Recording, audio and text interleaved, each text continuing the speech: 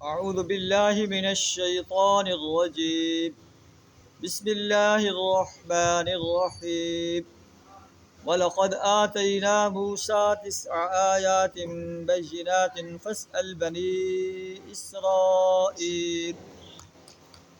بني إسرائيل إذ جاءهم فقال له فرعون إني لأظنك يا موسى مسحورا. قال لقد علمت ما أنزل هؤلاء إلا رب السماوات والأرض بصائر وإني لأظنك يا فرعون مثبورا. صدق اللہ العظیم. سورہ بنی اسرائیل آیت نمبر 101 تا 102 آپ کے سامنے تلاوت کی. ان آیات کے اندر اللہ تعالیٰ موسیٰ علیہ السلام کے معجزات بیان فرما رہا ہے، اور فرعون جو ہے ان معجزات کو دیکھ کر کہتا ہے کہ اے موسیٰ، مجھے لگتا ہے کہ آپ سحر زدہ آدمی. اور موسیٰ علیہ السلام فرعون کو کہتے ہیں کہ اللہ کی طرف سے بصارت کی نشانیاں ہیں، اور اے فرعون، میں سمجھتا ہوں کہ تو ضرور ایک شامت زدہ آدمی.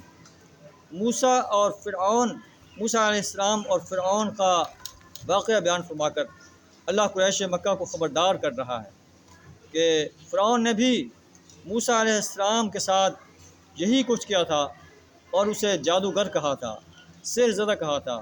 تم بھی نبی صلی اللہ علیہ وسلم کے بارے میں کہتے ہو کہ آپ پر جادو کر دیا گیا، آپ کو ساحر اور مجنون کہتے ہو. لیکن تمہیں یہ یاد رکھنا چاہیے کہ موسیٰ علیہ السلام کے مقابلے میں فرعون اور اس کے ساتھیوں کو پانی کے عذاب میں غرق کر دیا گیا. اسی طرح اگر تم بھی اللہ کے رسول صلی اللہ علیہ وسلم کی دعوت کا انکار کرو گے تو تمہیں بھی اسی عذاب کا سامنا کرنا پڑ سکتا ہے جیسا فرعون اور اس کی قوم کا حشر. آیات کا ترجمہ کچھ اس طرح ہے: وَلَقَدْ آتَيْنَا مُوسَىٰ 9 آیات بَيِّنَاتٍ، ہم نے موسیٰ علیہ السلام کو 9 نشانیاں دیں. فاسأل بنی اسرائیل، آپ بنی اسرائیل سے پوچھ لیجئے. اذ جاءہم، جب وہ سامنے آئیں تو فرعون نے کہا انی لأظنک یا موسیٰ مسحورا، اے موسیٰ میرا گمان ہے کہ تم ایک سحر زدہ آدمی.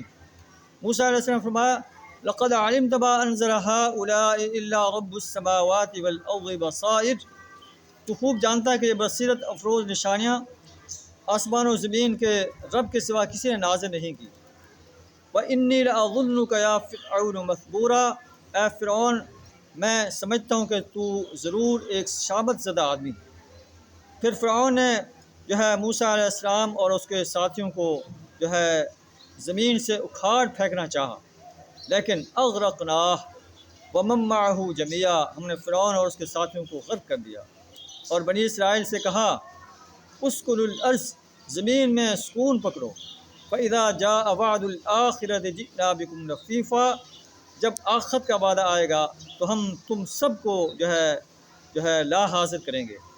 اور پھر انسانیت نے دیکھا کہ نبی صلی اللہ علیہ وسلم، جنہیں یہ سحر زدہ آدمی کہتے تھے، جنہیں قتل کرنے کے درپے تھے، جن کو انہوں نے مکہ سے نکلنے پر مجبور کر دیا تھا، وہی نبی صلی اللہ علیہ وسلم ہجرت کے ٹھیک 8 سال بعد ایک فاتح کی حیثیت سے مکہ میں داخل ہوئے، اور قریش ان کا مقابلہ کرنے کی جرت نہ کر سکے، الٹا نبی صلی اللہ علیہ وسلم سے معافی کی درخواست کر رہے تھے.